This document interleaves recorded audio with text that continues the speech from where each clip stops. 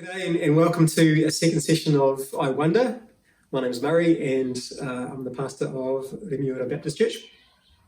Thanks for joining me.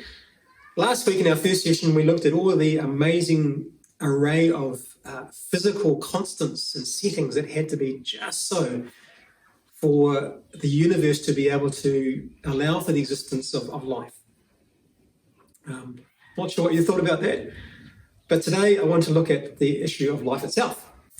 And as I was in a space in my life some years ago where I was really asking the questions, was God even real? This was something which I found quite a helpful topic to pursue as well. Many people believe today that life just happened randomly or by chance on this world. You would have heard of Charles Darwin, the naturalist who birthed the idea of evolution through natural selection some years ago. What science has done, I guess, since Charles Darwin came up with that idea, is discovered that life is far more complex than Charles Darwin could have ever imagined.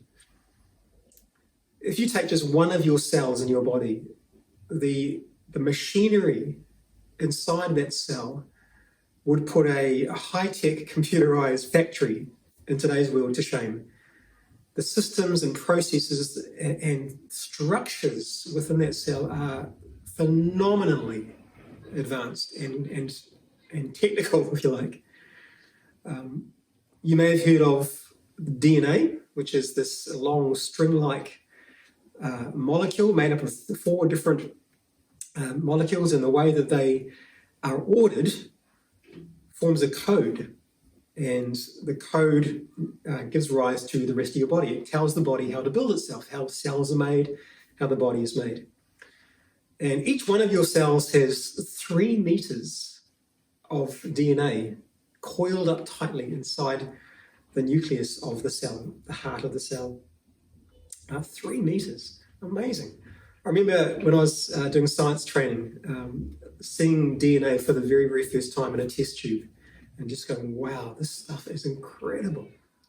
And it is information packed, densely packed with information on how you became you.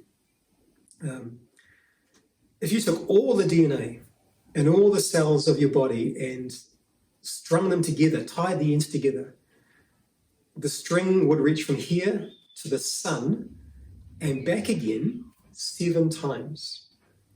That is how much code you have in you.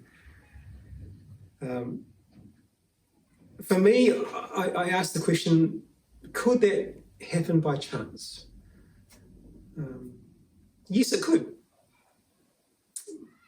But once you start looking at the odds, the numbers get pretty high. One person said it like this. Imagine I gave you the mission of trying to find one particle in the entire universe.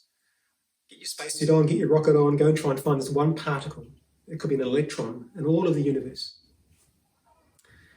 And this person said, imagine that probability.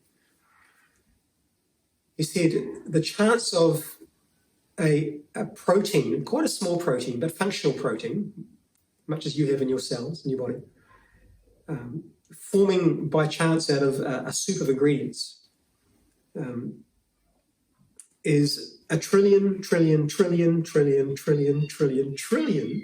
times smaller than the odds of finding a single particle amidst all the particles of the universe. So chances, the odds are pretty stacked against it. Now, those who hold in evolution, the idea of evolution, would say, well, it's not just pure chance. There are forces driving this, natural selection and those sorts of things. So it's not purely chance. The problem is seeing a pathway for this to happen. Harvard biologist Andy Knowles said, the short answer is we don't really know how life originated on this planet. There have been a variety of experiments that tell us some possible roads, but we remain in substantial ignorance.